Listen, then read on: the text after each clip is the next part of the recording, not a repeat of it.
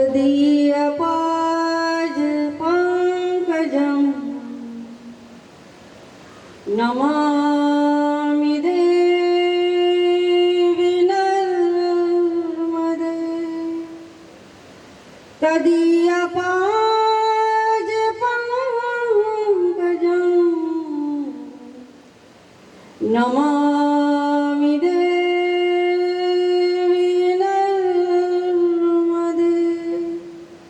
नमामि देवी नर्मदे।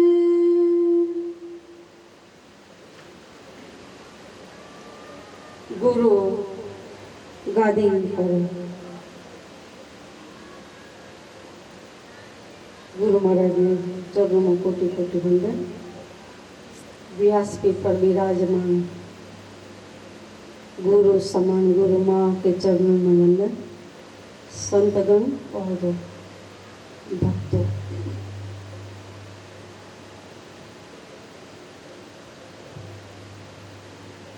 बेलिटी गुरुना चरणों में। जिसको नहीं है बोध तो गुरु ज्ञान क्या करे। जिसको नहीं है बोध तो गुरु ज्ञान क्या करे।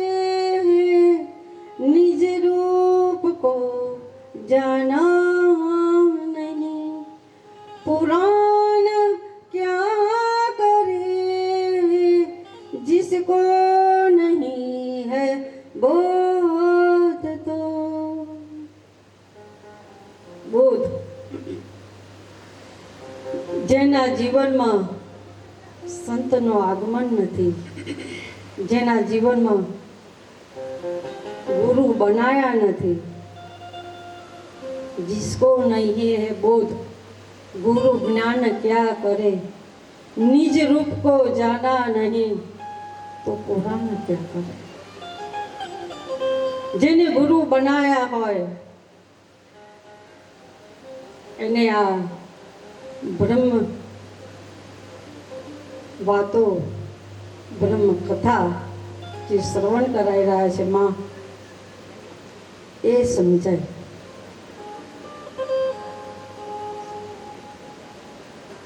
આપણી ઘેર આપણા આગળને રોજ 4 વેદો આવતા હશે। બોલો કયા 4 વેદો આવે છે? તો ખરા તમે બધા રોજ નિહાળો છો, દર્શન કરો છો। બોલો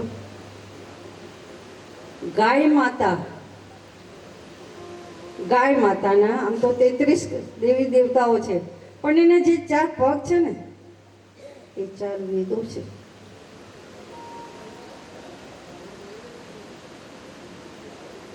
કોઈ સોસાયટીમાં કે કોઈક ગાય માતા આયા હોય, જે ભગતનું ઘર હોય એ રોજ રોટલી નાખે તો પડોશીને ગમે નહીં। કેમ? અલી તું ખવડાવે છે ને પોદરો ઈ પાડે છે। શું બોલે? ભાષા કેવી બોલે? કે તું ખવડાવે છે ને પોદરો મારા આગળને પાડે છે।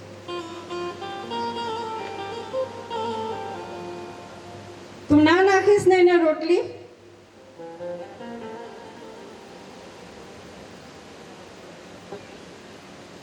ચાર વેદો તો તમે વાંચ્યા નહીં હોય, અમુક જણાએ તો જોયા પણ નહીં હોય, પણ સ્વયં 4 વેદો માં ગાય તમારી કને આવે છે અને પગે લાગીને એક રોટલી ને આપણા શાસ્ત્રોમાં તો કીધું છે કે આપવાનું જ ગાય કૂતરાને એને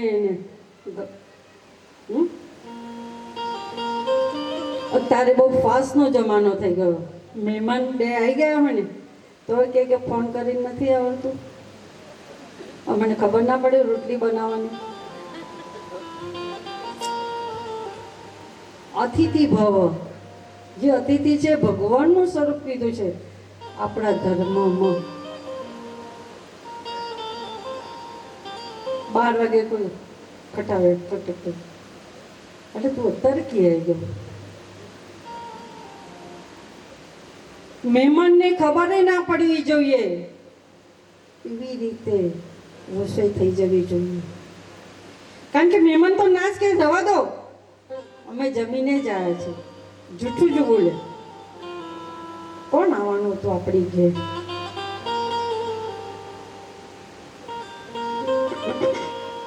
કારણ વિના કોઈ આપણી ઘેર આવતું નથી ને કારણ વિના કોઈ આપણને મળતું નથી. કારણ જ છુપાયું હોય. ગાય માતા, કૂતરું, કાગડાને, કબૂતરને દાણા નાખવા જરૂરી છે. એ તો પુણ્ય કમાઈએ આપણે.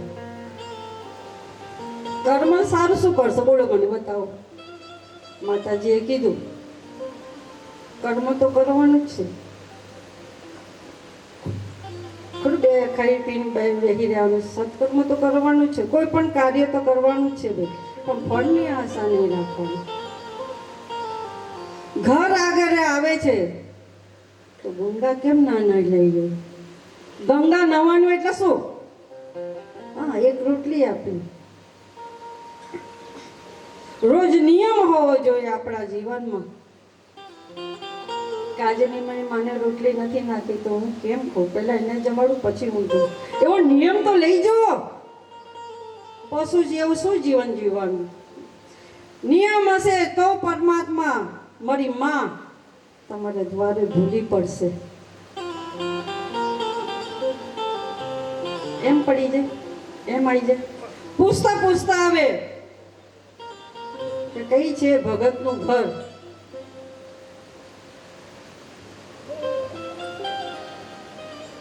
જલારામ બાપા અને વીરબાઈ. કશું હતું નહીં ભાઈ. અત્યારે વીરપુર તીર્થ થઈ ગયું, કઈ ગયા નથી, પણ સેવા, રોટલો રોટલો રોટલો. કોઈના આગળ નથી, પાછું ના જાય. સવારે પ્રવાસ ફેરી પડે ગામમાં, અને જે પણ અન્ન આવે માં દરે અને ખીચડો કરે. અને જે યાત્રીઓ જાય ગિરનાર એને મારી માં જમાડે. બોલો કેટલા વર્ષો વીતી ગયા. પછી એ ગિરનારને થયું કે એકવાર તો મને જવા દેવે ની કને. આવું જ પડે.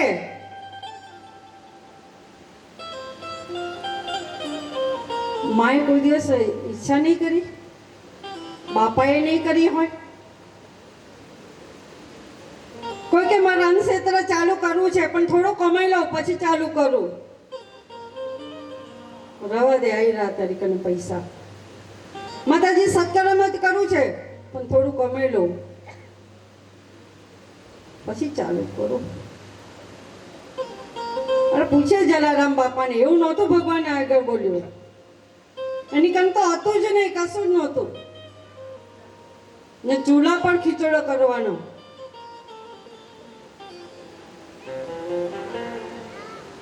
આપણે તો એનાથી વધારે આપ્યું છે ભગવાને.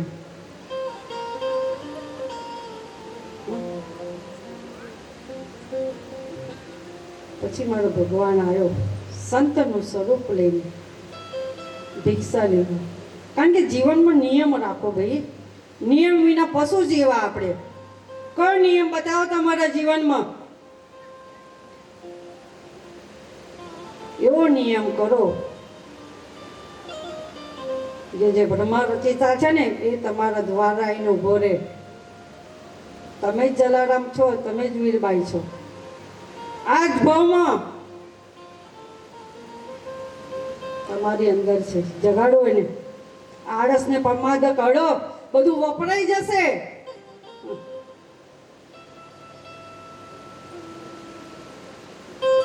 તમે તમારા છોકરાઓનું ભેગું કરીને જાઓ. બંગલા, ગાડી, ફાર્મ ભાવ અત્યારે તો બહુ બધું નીકળી ગયું છે. તમને ખબર છે કે ભોગવવા રહેવાનો છે? બતાવો. આપણે જાણતા નથી. લક્ષ્મી આવે થોડી, આ થોડું ઊંચું મૂકી દે ને. સંકટ સમયની સાંકળ એટલે તમે આવાહન આપો છો કે મારા જીવનમાં કંઈક મુશ્કેલી પડે. આપણે વીમો ઉતારી લઈએ 1-1 કરોડનો દવાખાનાનો અત્યારથી. કશું થઈ જાય તો હે અલા અત્યારે કઈ તમે ઉતારી દે છે? તારા ભજન પર તને ભરોસો નથી? 1-1 કરોડના વીમા ઉતારી લે. તમે અત્યારથી આહ્વાન કરો છો બીમારીનું. તમે તો બોલાઈ રહ્યા છો.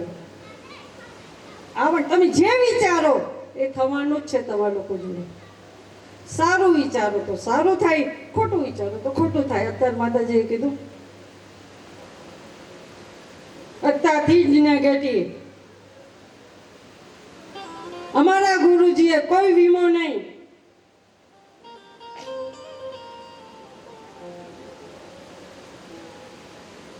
શું કામ વિચારી એવું તો હું બીમાર પડું?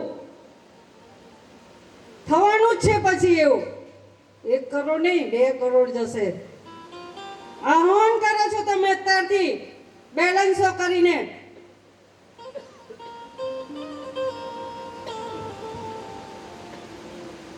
જેવું વિચારો એવું ફળ મળે. તમારા ભજન પર તમારો જે ગુરુ હોય, તમારો જે ઈષ્ટદેવ હોય એની પર તમારે શ્રદ્ધા નથી. અમારા કોઈ વીમા નથી. ગુરુની પરંપરામાં જ અમે જીવી રહ્યા છે. અમારો પણ કોઈ વીમો નહીં, કોઈ ગાડીનો વીમો નથી. અત્યારે કે લો માતાજી ગાડીનો વીમો કરી દો તમે તો, એટલે ખબર પડે કે એક્સિડન્ટ થવાનો છે. એવું આ વિચારો જેવું છે ને, નેગેટિવ જતાથી વિચારો છો એટલે તો તમે બધી તૈયારી કરો છો. હે તૈયારી શેની કરો છો? આહ્વાન અત્યારથી કરો છો. તમે લોકો બોલાવો છો, એને આમંત્રણ આપો છો દુઃખને.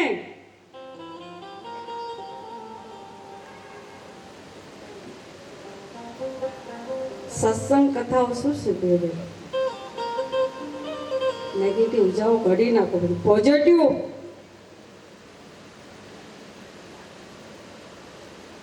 આ બાજુ મારો બાપ નીકળે કશું હતું નહીં, જલારામ બાપા કરીને. છતાંય વીરપુર નગરીમાં સવારે પ્રવાસમાં ફરવાનું અને જે કાચું સીધું મળે એમાં દરે પછી ખીચડો કરી અને જે યાત્રીઓ જાય પગપાળા અને મારી માં જમાડતી. એને કોઠાડી કહેતા હતા. જલારામ બાપા માતાજીને ભંડારી કહેતા હતા કે મારી અન્નપૂર્ણા. પેલાને આવું જ પડે દર્શન આપવા, કે ભૂકંપ આવી જાય. આવું જ પડે સૃષ્ટિના રચેતાને, આવું જ પડે દર્શન કરવા.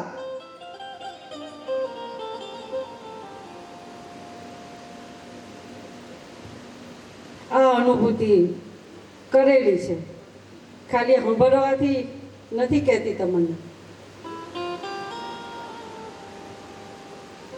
એક બાજુ માં બીમાર, એક બાજુ ગુરુજી બીમાર.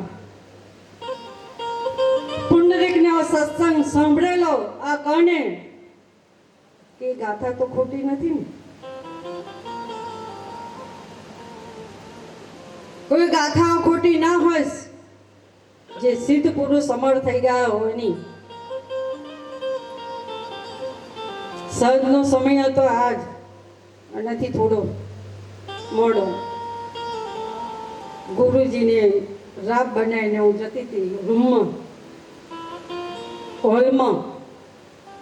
દેવતાઓ હોલમાં ફરતા હતા, કઈ શોધી રહ્યા હતા, કોકને શોધી રહ્યા હતા. દ્રષ્ટિ પડી ગઈ ભાઈ મારી. દેવતાઓને દર્શન કરવા આવવું પડે તો અહીંયા આગળ જેમ પુંડરીકને દર્શન આપેલા વિઠ્ઠલાએ એ છે. જે આ શાસ્ત્રમાં કીધું છે ને, સદો કે શું કરવાનું હોય, સંયમની અનુભૂતિ કરીને બોલવાનું.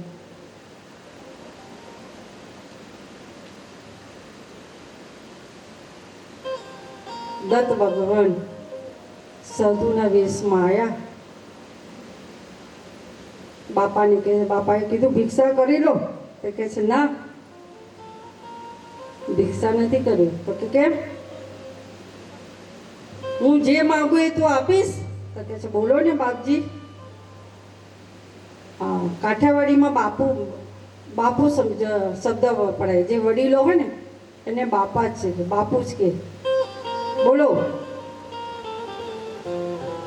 તો કે છે જો હવે આ શરીર ગયડું થઈ ગયું, ચલાતું નથી, મને તારી પત્ની આપ સેવામાં, એ મારી સેવા કરે.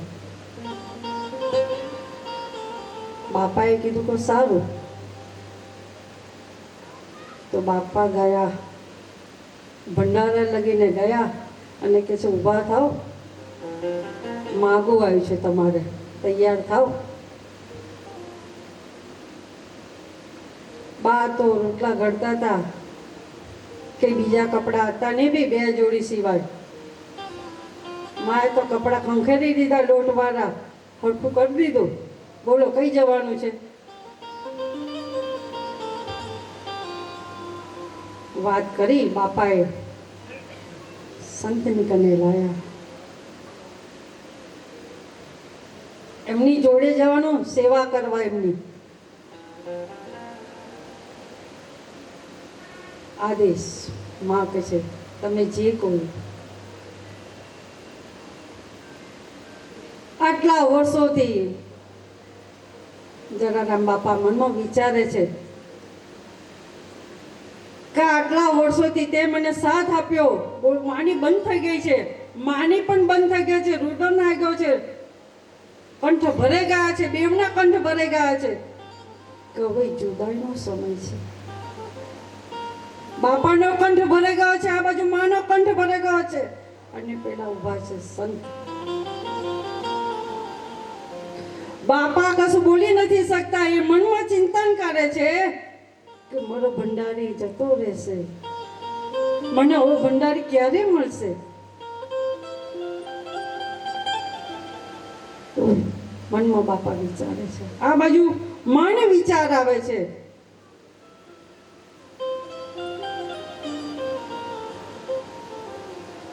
કે આવા પતિ મને ક્યારે મળશે, હવે હું ક્યારે એમને જોઈ શકીશ? એવું માં પણ વિચારે છે મનમાં. ના બાજુ બાપા વિચારે છે. આ બાજુ પેલા બધું મનમાં મુસ્કોર આવે છે. કોણ? સાધુ મનમાં એને ખબર પડે ને ભાઈ. માં છેલ્લા પગે લાગે છે, એવા આશીર્વાદ આપો કે જન્મ જન્મ તમારો ભંડારી બનું. બાપાને વીરબાઈ પગે લાગે છે અને એવા આશીર્વાદ આપો કે જન્મ જન્મ તમારે ભેરું બનું. પછી માં જાય છે, થોડી આગળ જાય છે, જોડો ઝંડો પકડાવે છે પેલા સંત, અને અહીંથી થોડે ભગોળે જતા હશે. સંતે કીધું હું ખેતર જઈને આવું છું, પકડો, અહીં બેસો.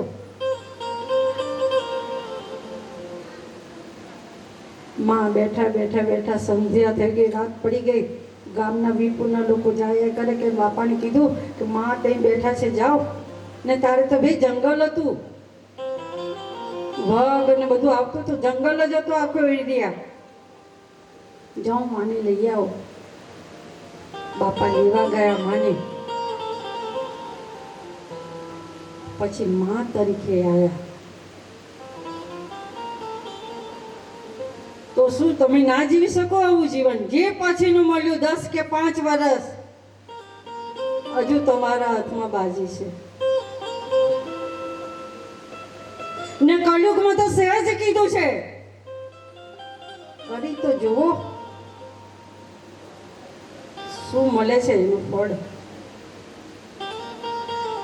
પરમાત્માએ તો બધું આપ્યું હોય અને કરો એમાં સી નવાઈ, હે ને ના આપ્યું હોય કશું ને કરો તો સતની એ થાય ભાઈ. એક અમારા સંત હતા, તો આવી રીતે પરિક્રમાવાસીને જમાડે. તેમનો એક સાધક રોજ આવે પગે લાગવા. પછી એમની કસોટી કરી કે હું જાત્રા જઈને આવું તાર લગીને તું મારું અણક્ષેત્ર ચલાવીશ? તો કે છે હા બાપજી જાઓ ને. જ્યારે ગુરુ ગયા ત્યારે ભંડારા ભરેલા હતા, એટલે ત્યારે પેલાને એવો વિચાર નહીં આવ્યો.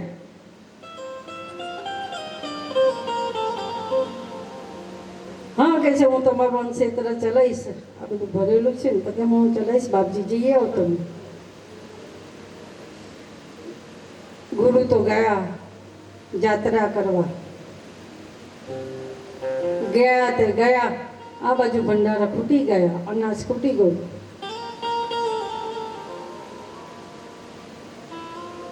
કીધું કે એની જમીન જાયદાદ બધી વેચી અને એને પણ જે ગુરુજીએ કીધું કે મારું અન્નક્ષેત્ર બંધ ના કરીશ. અને કેટલા વર્ષો નીકળી ગયા અને એ હતા એને સાંભળો, જે ગુરુના આદેશનું પાલન કરે છે ને એને કે જવાની જરૂર નથી. 68 તીરથ ના થાય તોય કશો વાંધો નહીં, ઘેર બેઠા 68 તીરથ એને આગળ નહીં આવી જાય. જલારામ બાપા કઈ નથી ગયા, મારો બાપો આવી ગયો ને ત્યાં આગળ.